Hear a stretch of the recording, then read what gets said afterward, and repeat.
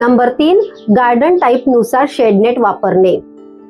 जर तुमच्या गार्डन मध्ये वांगे, टमाटर, मिरची, भेंडी, टरबूज, खरबूज असे काही जर झाडं असतील, त्यांना जास्त सूर्यप्रकाश पाहिजे असतो, अशा झाडांसाठी आपल्याला 35% इतकी शेडनेट वापरायची आहे. या झाडांना जास्त सूर्यप्रकाश मिळेल तेव्हा जाऊन त्यांच्यापासून आपल्याला जास्त उत्पादन मिळत असतं.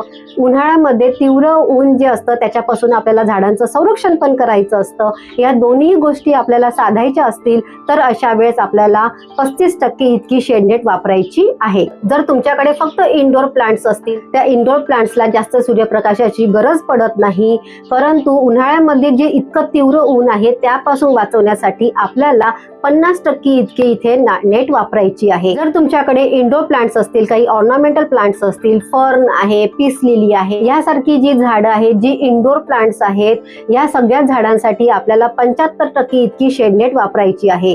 पण तुमच्याकडे दुपारचं ऊन येत असेल, थोड्या वेळासाठी काय होईना, परंतु ते झाडांना जर नुकसान करत असेल तर अशा वेळेस तुम्ही 50% जाळी वापरू शकता. परंतु तुमच्या जर इंडोर प्लांट्सला दिवसभराचं ऊन लागणार असेल तर मात्र 75% इतकी शेडनेट आपण वापरायला पाहिजे.